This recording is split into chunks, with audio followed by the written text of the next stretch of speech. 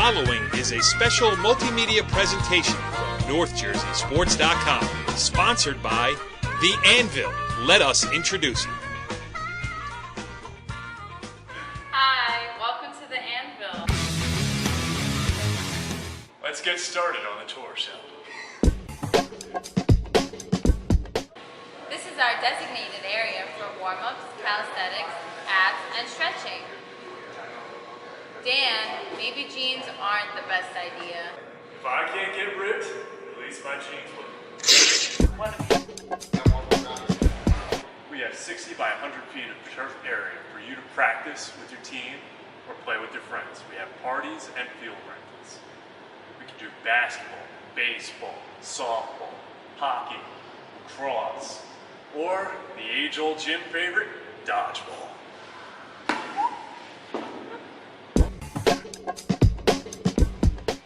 Here at The Anvil, we like to cater to all of our clients, even those who are not currently working out, especially the moms.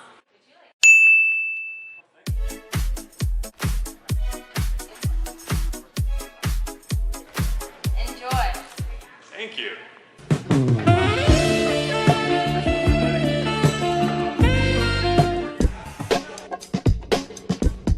Here at The Anvil, we have the sleds to help you shred. Isn't that right, Tyler?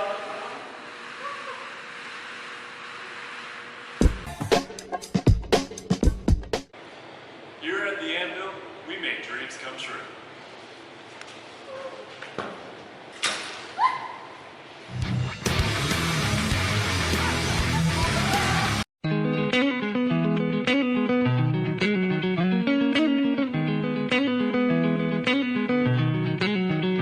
Back on the football show, NorthJerseySports.com's original multimedia series talking all things football across North Jersey.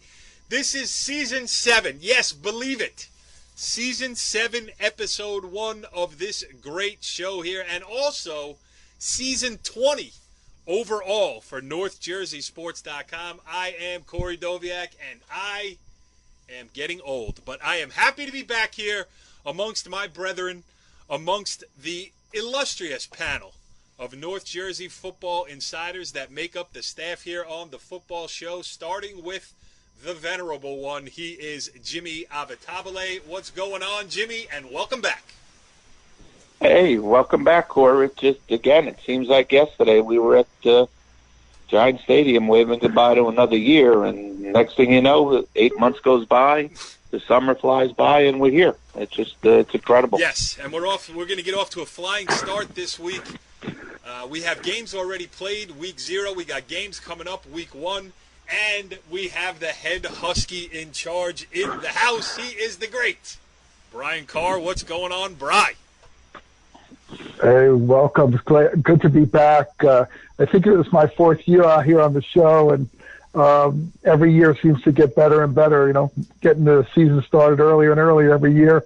So it's going to be another good year. It's going to be another good year because we have 2 new sponsors that I would like to welcome in, and you saw the commercial if you were listening from the beginning of this show.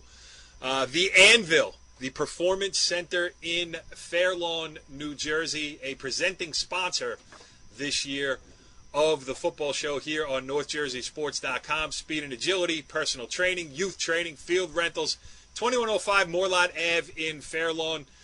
Check them out, anvilperformance.com, or hit them on the Twitter. Check out their ads all over NorthJerseySports.com. Thank you, The Anvil. And also joining us as a sponsor this year is the North Jersey Orthopedic and Sports Medicine Institute.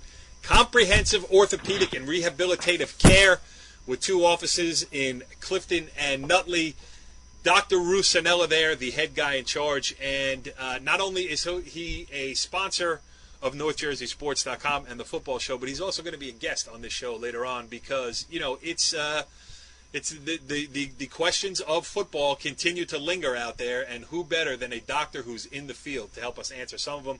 But that's for down the road. Tonight we are going to kick things off with a very special guest here, an old friend of the site here on NorthJerseySports.com, John Way, the local football official, actually a man of many hats, officiating hats. He's a basketball official. He's a softball umpire, and also Jimmy, a former player, Johnny Way, of yours. Yeah, absolutely. Johnny, was a great baseball player at Paramus Catholic. Went on to play at St. Peter's College on a scholarship. He was on the 1992 state championship baseball team. He also played football at Paramus Catholic. Was a very good football player, and always nice to see a former and player. Talk about the small circle that is North Jersey sports. John Way's head coach at St. Peter's College in Jersey City when he played baseball. Current Northern Valley Old Tappan High School principal Bruce Sabatini. How about that? So, yeah, the long and winding road that is. But those are we're going to talk about instant replay with Johnny. A couple other things. We're going to get an official's perspective on things. But for me, this is my first official foray into the new season. I am way behind a guy. Well, first of all, like Brian Carr and also like Jimmy Avatabwe. But, Brian, you were all over the place already to begin with. Week 0, Rumble on the Raritan down at Rutgers University. You've already seen 2 games. I think, Jimmy, you have too. But Brian Carr got some audio and everything else there too. So how about that? No, we're at 3.5 games. 3.5 games, Corey. I can't keep up with you. I try on the Twitter, but 3.5 games. Yeah.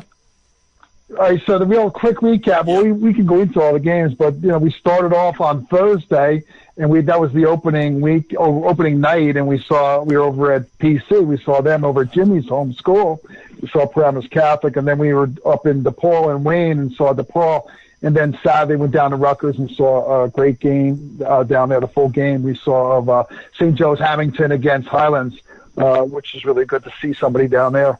But you want to start off with Paramus Catholics, and you want to talk about that, or you want to talk about other games first?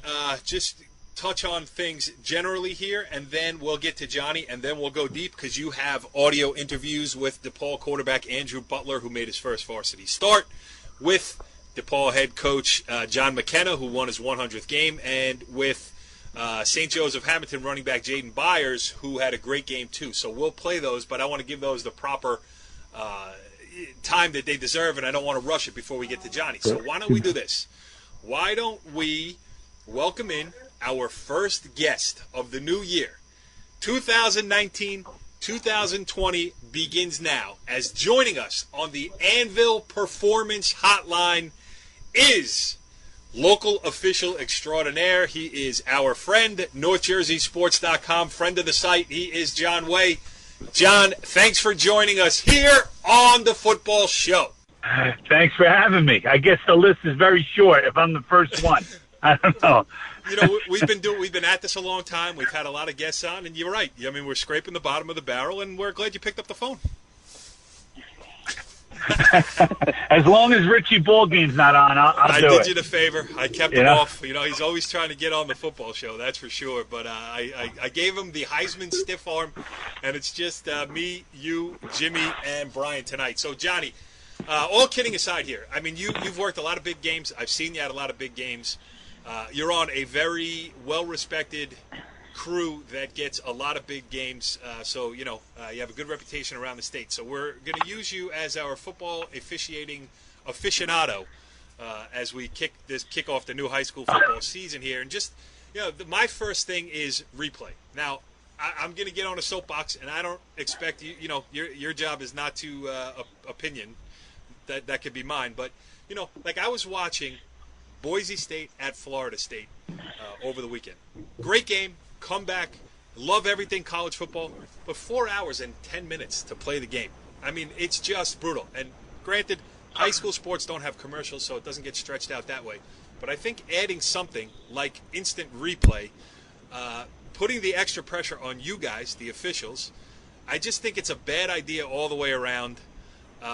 So that's my feeling on it. That being said, how do you feel about the way, or how are you being asked to carry it out this year? Give us the new, give us a state of the state on instant replay in New Jersey high school football. Well, I think instant replay in college, they can replay a lot more plays than us. So we don't have, we only can, replay scoring plays, turnovers, or possible scoring plays and possible turnovers. So it's a little different where, in a college game under, I don't know the rules to be say, but, the 2 minutes they replay, everything basically. So we don't have that. So I don't think it's going to add as much time as the college game. The college game is crazy. I mean, 4 hours, almost every game is 4 hours, I think instant replay in high school is basically to try to correct obvious errors. You don't really want to have a game where it ended or a team lost because of an official error. Where, there's a human element to the game, so we're going to make errors. So if we can correct that, I mean, I think it's a good thing. I mean, we actually had a game last year where my crew, we actually overturned a play where we called an incomplete pass, where we overturned it to complete touchdown. Was it your call? I think that was good. It was So my good. call. I called it incomplete, and we overturned it. Well, I'm We sorry overturned there, it. NorthJerseySports.com listening public. We got the world's worst official here. Listen. It was the only mistake I made all year. It was the only Just so mistake I happened made to all be year. It called was a great. video. The other thing is, and I'm going to let Jimmy and Brian, who watch a lot more high school football than I do, jump in here in a second. But the other problem with it is it's done on in pro and college football, you have a zillion different camera angles. Where we're leaning on one or two from very far away, so that makes things a little bit tougher as well, especially when you're dealing with high school football field lights on Friday nights. Correct? Yes, I think they want. I'm pretty sure they want at least two camera angles. They want that press box camera angle, and they want the end zone camera angle.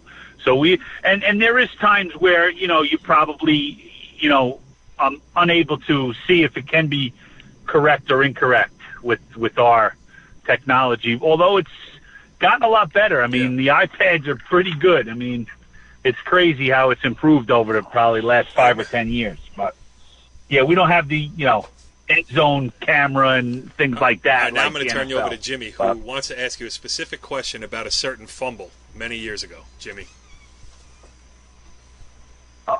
I want to boy. ask the question. No, I was mentioning that obviously Johnny was a Paramus Catholic graduate, member of the 1992 baseball state championship team, and a member of the football team his senior year. And his senior class led us to the first winning season in probably over a decade at Paramus Catholic. So, I know Johnny a long time. The one question I have for you, John, and we've been mentioning it the last couple of years about declining numbers in football. And as a referee, what do you think some of the causes are? It's a great question, Jim. I'm not 100% sure. I mean, I'll be honest. I let my kid, my son plays football, so, he's going into the 5th grade. I think it has a lot to do with time commitment. I mean, high school football is a lot longer than it ever was. People are asked to, they practice all summer. So I think that has a little bit to do with it. I think, parents are a little fearful of the sport too. I think that maybe has to do with it. But on a reverse, as an official, I don't think the game's ever been safer, to be honest. I mean, with the rule, it's way different than what you said in the class of 92 and 91 was the last time I put a helmet on. But, it's a lot safer now. I mean, we definitely hit with our heads and different things that we did in the game then that we don't do now. Blindside blocks, defenseless players. A defenseless player hit was a great hit. Yeah, the crowd used to go nuts. Even when I was, crowd went nuts. I mean, that's we've taken that out of the game. Hopefully, we've taken that out of the game. But as an official, I'm doing it about 18 years now, 19 years. I really feel that the game is a lot safer now than it was.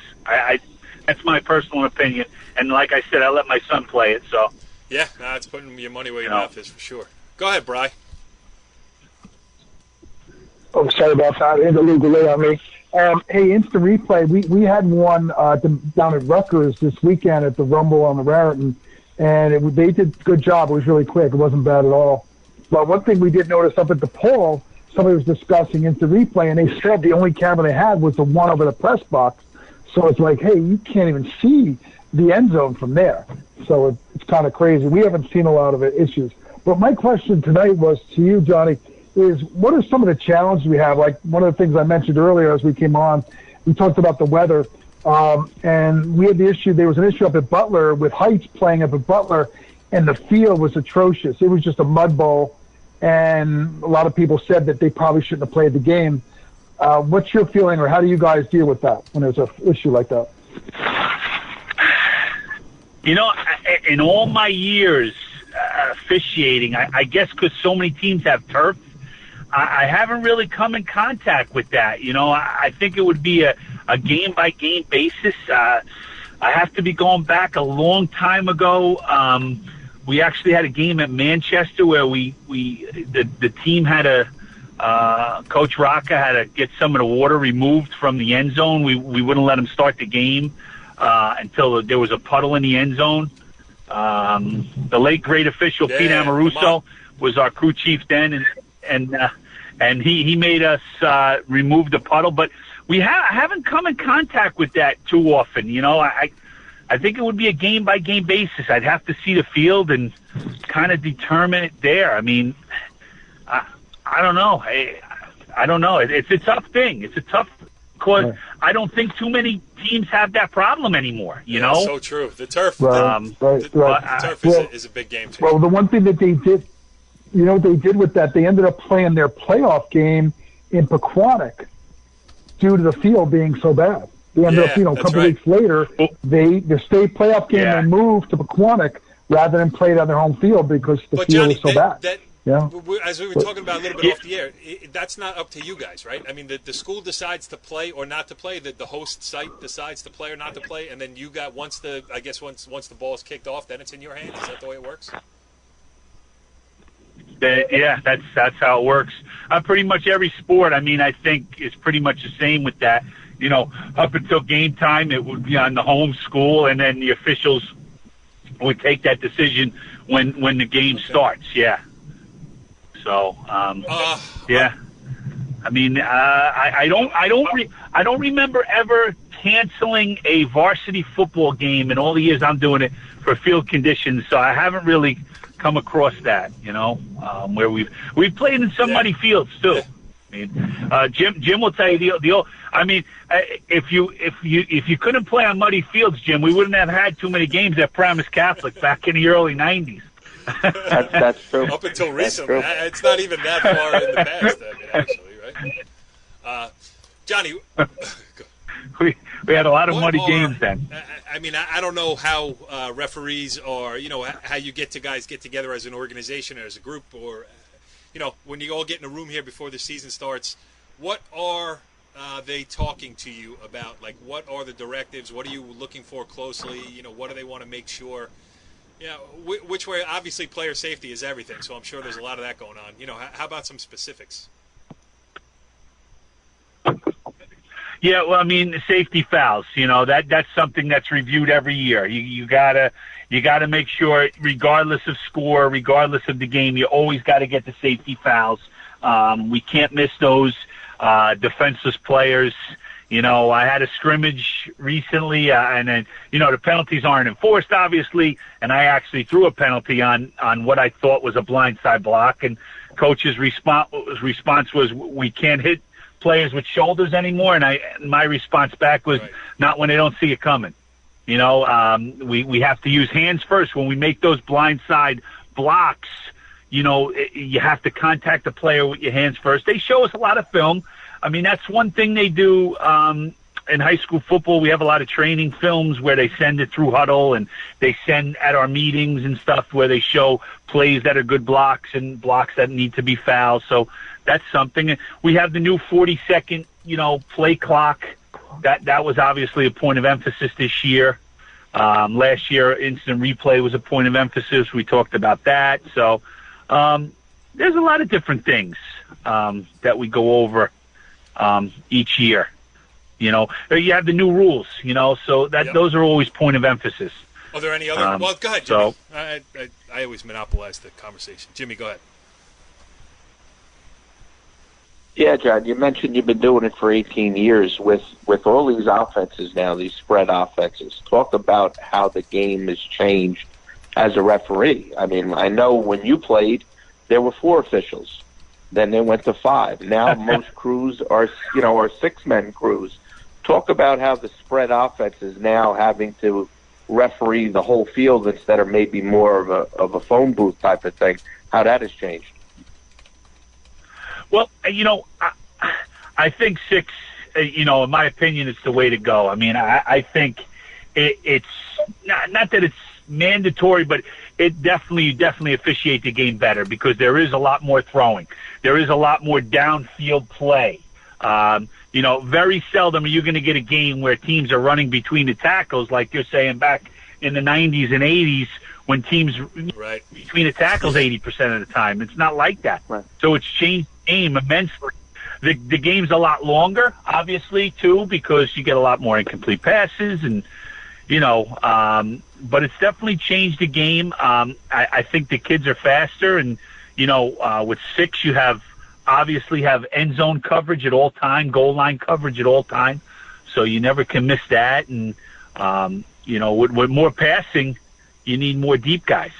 I mean, when I played, you know, besides Coach Campanelli and the run and shoot, not too many teams were throwing a ball like that. You know, teams were throwing a ball 7 times a game. Yeah. You know, so I think changed the game. But again, I think it's changed the game for the better too. I think it is. I mean, it's more.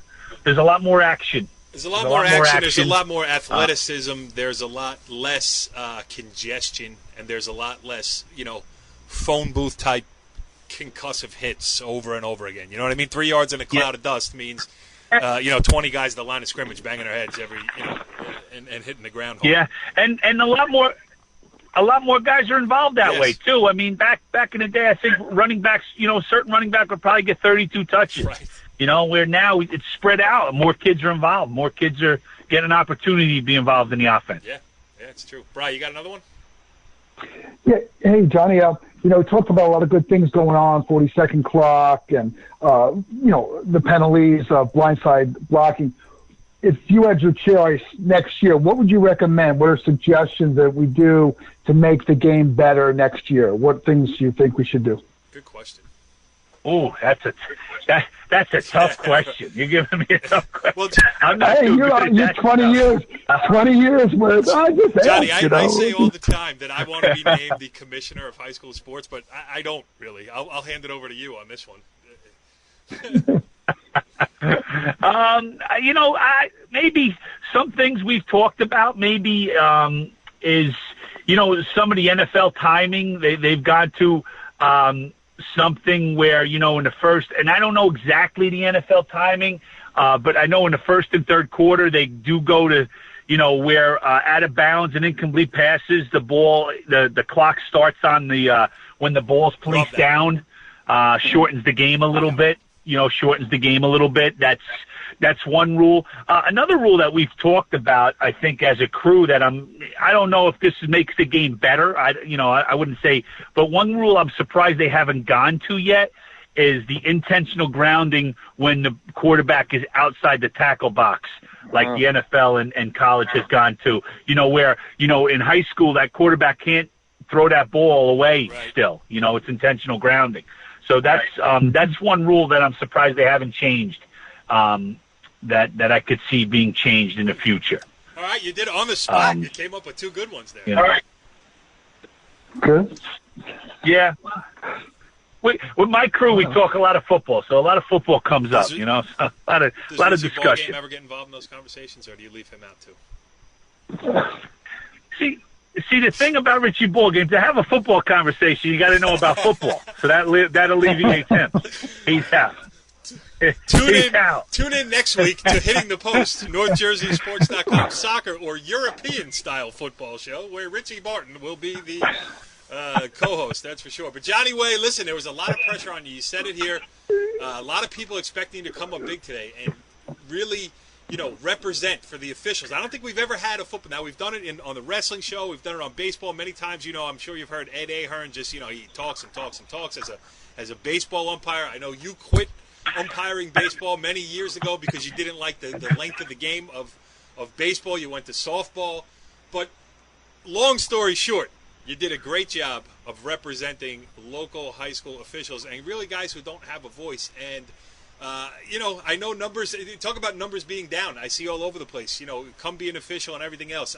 You guys do a great job. You take a tremendous amount of guff that you should not take from parents and, because the tenor around high school sports, although I do believe it's getting better, is not great many times. And you guys do a good job under adverse circumstances. And most of the crazy thing about replay is the more you see it used, the more you realize how often you guys actually get stuff right. So just keep up the good work. I appreciate that. Thank you. All right, great stuff there as expected with Johnny Way. It was fun to get an official's perspective for the first time here on the football show, Jimmy. And a good dude, Johnny Way. Hey, like I said before, a great guy, a really good official, someone that has played all sports, has officiated all sports. And we also have to mention he was also the girls' basketball coach at Lodi High School and had some success, took them to the county tournament. So certainly sports not like the rest of us. You and Johnny Way run around in similar circles. Lodi guys with PC ties. How about that? I smell T-shirts. Lodi guy. All right. PC guy. Yes. All right. Along with the Heights Pork Shop store. Well, that's going to happen. Boulevard Pork Store is going to happen. And I meant to talk to you guys about that off the air. I am in deep negotiations with a certain apparel maker about I hope nobody beats me to the punch, but the Boulevard Pork Stores. The Boulevard Pork Store sweatshirts are happening this year by hook or by crook. Even if I have to pay full retail prices, it's going to happen. All right, so let's talk about where, Brian, as you said, 3.5 games, week 0. It started in Bergen County with Paramus Catholic on Thursday night. And, Jimmy, that is your home turf. So Paramus Catholic 49, West Catholic 22. A good way to get the season started for a Paramus Catholic team that was really, really young last year. Now, obviously, a year older. Talk about the beloved Paladins. Yeah, it's coming off a 2-8 season. They had so much success the previous 4 or 5 years. But, what people have to look at, as you mentioned, when you play a lot of sophomores in this league, it's a very unforgiving league from a physical standpoint, from an experience standpoint. So they had a 2-8 season last year. Disappointing for them. They came out this year. West Catholic, the game was supposed to start at 6:00. We find out at about 2:45 that, wait a minute, the bus was supposed to leave at 2. It's not leaving until 3:30. So they pulled in about 6:30. The game started about 7:15, and from Jump Street, Paramus Catholic came out. Looked like a very physical team, a more experienced team. They ran for over 350 yards. They had 5 running backs score a touchdown. So they showed some explosiveness. They showed some depth. And, they had lost to them last year in a tough game. And to come out 1-0, after a tough season is a good start for the Paladins. Absolutely. So they got off to a good start. And then, all right, Bryce, so now you take over here. Week 0. Well, a little bit on Paramus Catholic. I had to call out a couple kids that noticeable there. The running stable, they have a stable, but Therese Weeks really looked good. He's solid. He's going to be, a real force for them on the running back position. Up front on the line, because I like the big guys. Devin Willock looks really good. 6'5", 340 pounds. Looks real solid, anchoring the offensive line. And then, really, we gave the third star of the game went to Christian Ash, defensive lineman, transferred down from Marwa. He was really getting through the line, getting to the quarterback. So a couple guys to mention there with Paramus Catholic. He really, like Jimmy said, had a good game. Then we went up to DePaul, and DePaul, John McKenna was able to come out with his 100th win after a big win for DePaul up there. They struggled early a little bit. It was a close game, 21-14 at half, but really dominated in the second half. Their offense was solid all game long. We'll get an interview with Andrew Butler. But they're really DePaul was able to shut down Pope John. Pope John could not move the ball. Basically, their 4 touchdowns were 2 big plays on offense and 2 special team plays. So DePaul did a great job on defense. If you go to that interview with Andrew Butler, Andrew had 4 TD passes, 1 keeper on his first varsity start. He was 23 for 37, 343 yards. He was tearing up the defense with his passing. He was on target all game, solid quarterback. And if you want to go without further ado, our first clips of the year here on the football show. And I told you, Bri, off the air that this Andrew Butler interview that you did is the best one I believe I have ever heard you do. So I am looking forward to listening to it again. Here is the first-year starting quarterback for DePaul after his first varsity start, a win over Pope John. Here is Andrew Butler. Brian Carr here with Andrew Butler from DePaul. Andrew, 4 TDs throwing, 1 TD running. Talk about the game. How'd you feel? It was a good game, especially for my first start, my first experience. A little too many mistakes. But, I bounced back. I felt like I performed overall really, really well. So I'm just excited to keep building off of it. Right, yeah. It was close in the first half. End of the half, they got a, touchdown and get only 21-14. What did the coach talk about at halftime and come out in the second half? Really put up a lot of points. You had 31 points in the second half. Yeah, at halftime he just told us, focus on being us. The first half we were beating ourselves, too many mistakes. But he just said, do what we've been practicing all year, play as hard as we can, and we'll be fine. And, we came out of the second half, and we were fine. Talk about some of your receivers, Charlie Finley, and he had 2 TD catches from you tonight. Talk about him and what he does to you, make it easier for you to throw the ball. He's a versatile player, catches, almost everything. He's a great player, so he's just a safety net. Anytime I get worried, I know I can throw it up to him. I know he's going to make a play, so he's definitely a great player. Talk about Coach, 100th win for Coach McKenna. Mm-hmm. What is that? How does that feel for you to be part of that 100th win for him? Yeah, it feels great. We were preparing for that all week. We knew it was his 100th win, so we really wanted to get that for him. No one puts in as much work as he does, so we definitely want to reward him with that 100th win. Right. Talk about your competition here today, Pope John. What did they do to you to make it challenging for you today? Yeah, they were good. Their pass rush was really well. They were playing good defense in the coverage. They were just relentless the entire game. They were coming after us. They played really, really hard. Well, thanks for your time. Good luck the rest of the way. Thanks a lot, Andrew. Good luck. Keep up the good work. You're looking good. All right, good stuff there, Bri, with DePaul quarterback Andrew Butler. And then, as he mentioned and you mentioned in the interview, 100 wins for DePaul head coach John McKenna. Let's hear what he had to say after the game. We're a really young, inexperienced team. And, very common at halftime, just told them to calm down, stop being nervous. It's only a game, they're not first-year varsity players. They had that first half, played nervous, and then told them just calm down and play. And I thought we did a better, it wasn't great, but we did a better job of it in the second half. Did you feel like that message got like you said, Pope John had a couple counter punches in that first half, and it seemed that you guys. Listen, we gave up 2 big plays. Special teams is what got us, but our defense played great all night. They gave up 2 plays, really. Talk about your quarterback, 4 TDs, 1 rushing TD as well. Talk about him and the rest of your offense. Things they did today were special. Charlie Finley, 2 touchdowns. Yeah, Andrew's first varsity game too, so I thought he was, a little nervous in the first half, which is understandable. These are kids, and he calmed down, and the way he played in the second half is what I expect from him and what he can do. And how great, just from an experience standpoint, to have this under their belt, not even just getting the win tonight, just to have them settle their nerves. It's great. It's great because, like I said, we just got to keep getting better and better. The more experience these kids get, we just got to keep building on it. And now we're on the Seton Hall next week. Thanks, Coach. Good luck the rest of the way. Have a great season. Thank you. Congratulations. Thank you. 100 wins. Good job. Good stuff there, Bri. A good stuff for DePaul to start its season, to get itself off and running against New Jersey, non-public competition.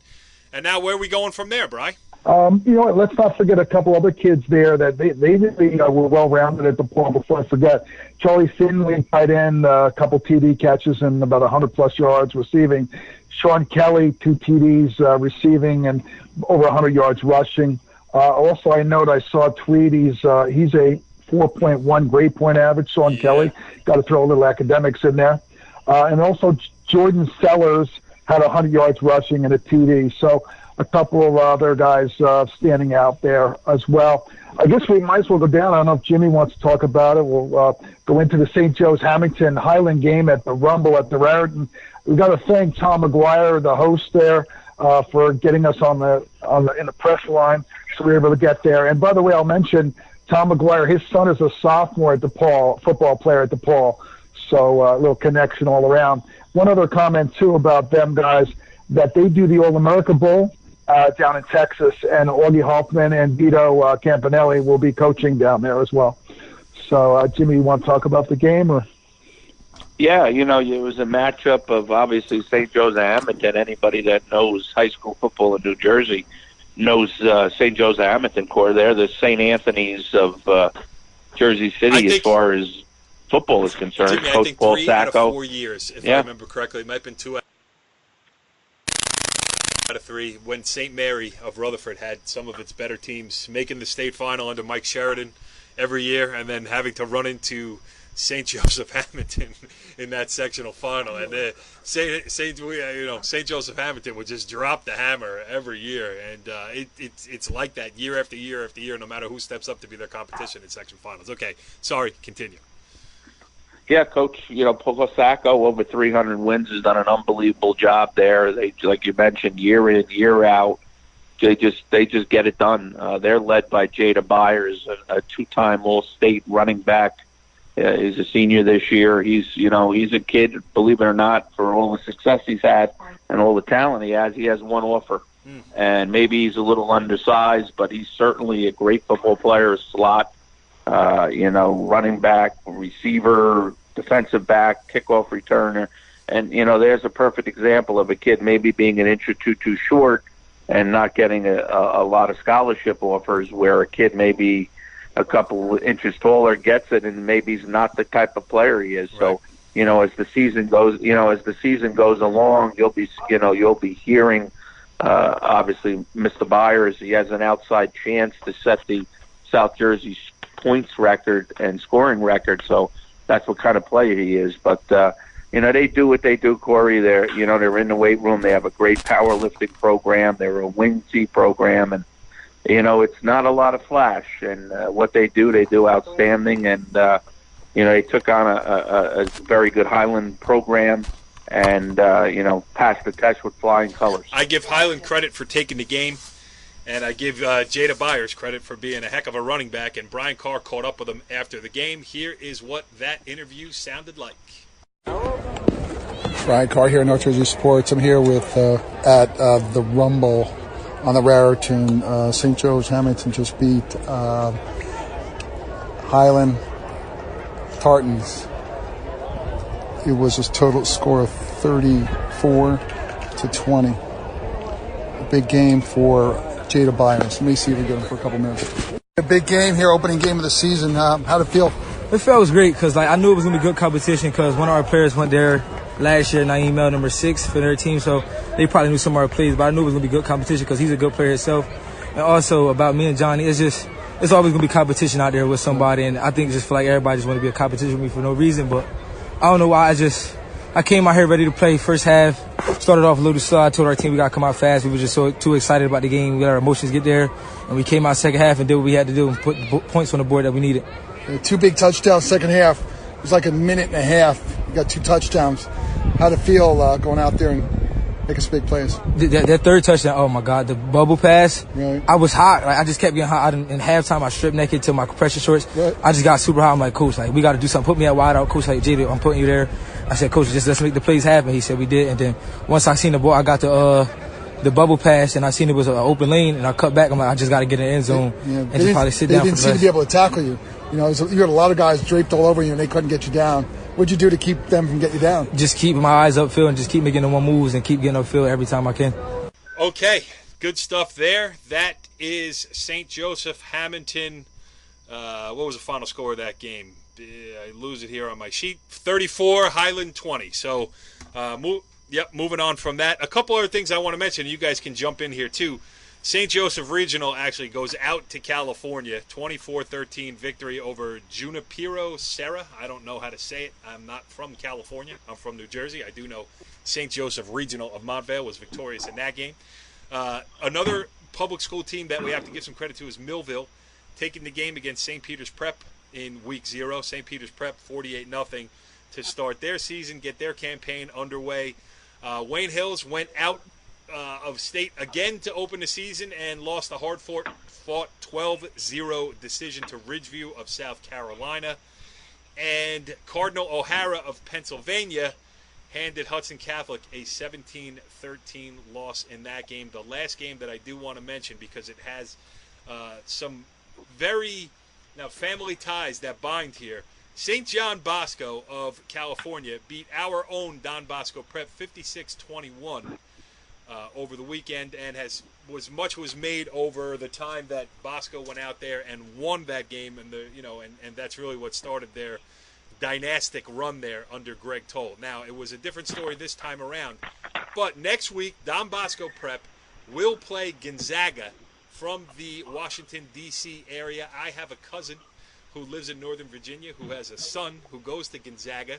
So on the line this week is a Gonzaga football T-shirt versus a NorthJerseySports.com Player of the Day graphite gray dry fit that are just being printed now by Sports Time New Jersey. Look them up there on the web at Sportstime NJ.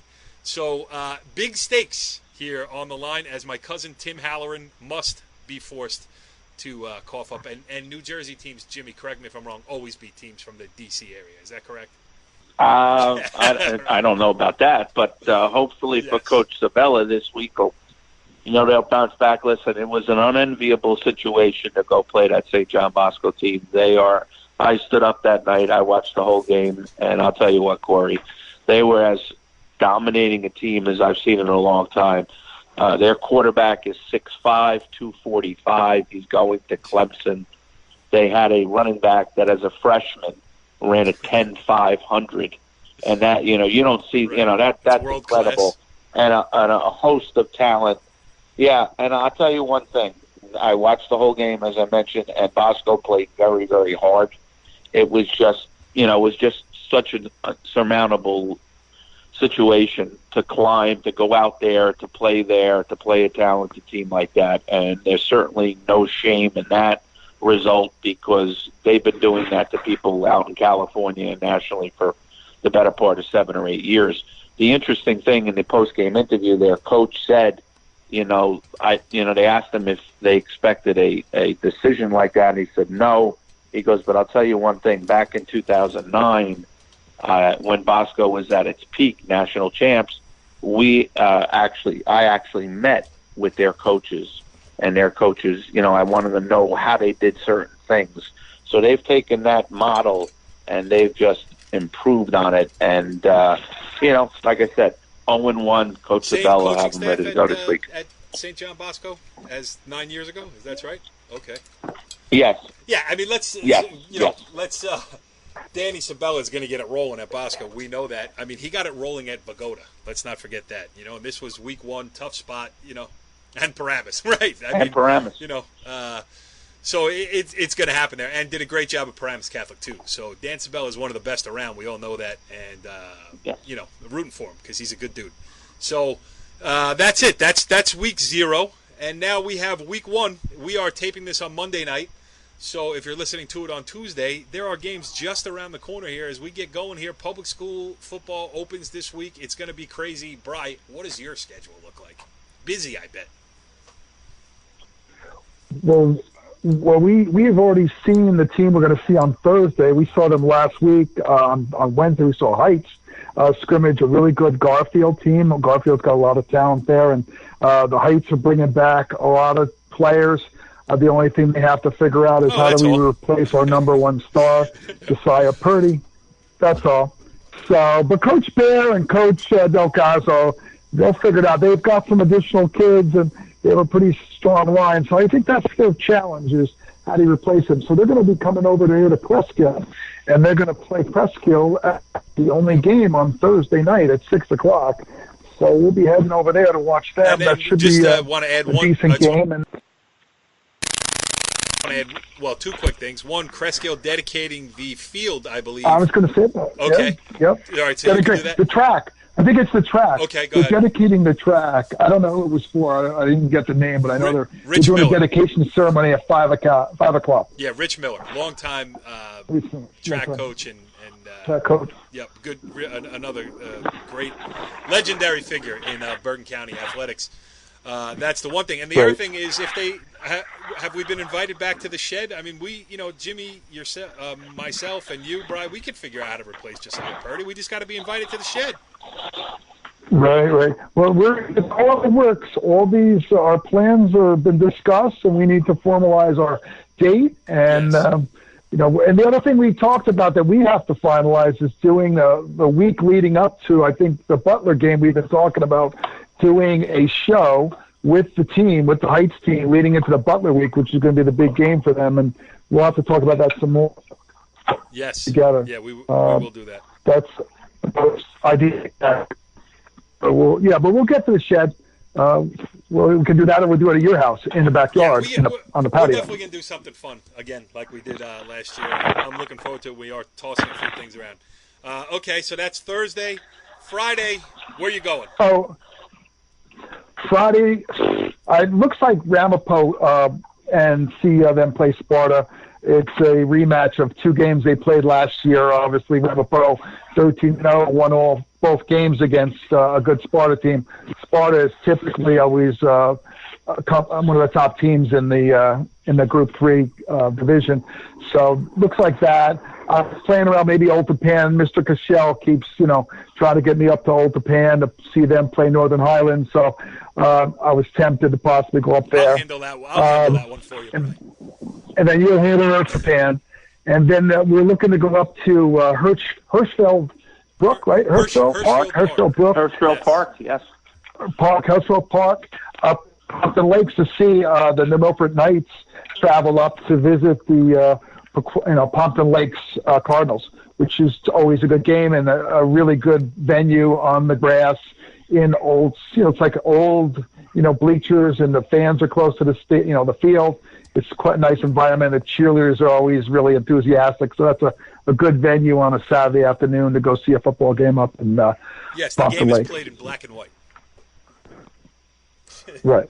Yeah. On the dirt, in dust and dirt. Jimmy. Yeah. Old school. It's fun. And it's one or two other games I wanted to mention. Interesting opening, Demarest Lincoln at the beginning of the season. I mean, they played last year as like one of those wacky crossover games that they got matched up together. So I think last year Demarest went down to Lincoln. This year Lincoln comes up to Demarest. That's in the mix for me on Friday night. Anything else, Jimmy, that we're overlooking here or no? I think Riverdale Westwood. Riverdale Westwood. Riverdale Westwood. Yeah. We've heard a lot of good things about Westwood coming into training camp, but listen, when you have to open up with Riverdale, that's always a tough task. I mean, Coach DJ Nymphis will have his team ready, and those games have been very, very competitive the last decade. So, certainly a game. I know Larry and John from our buddies from WCTV will be there, so we'll get some updates. What did they play for a couple years ago? Didn't they? They play for the bird. There's a bird in a cage. The Bird Bowl. The Bird Bowl. I was going to say the Turkey Bowl, but that wouldn't make any sense. And I don't want to say turkey on this show because I know the next thing out of Brian Carr's mouth is Dumont against Tenafly on Thanksgiving. Turkey.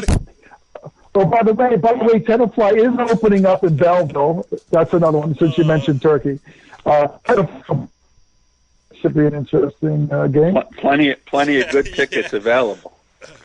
I think our friend Anthony Source will be at that game probably, so there'll be some coverage down there for the local guys. This right.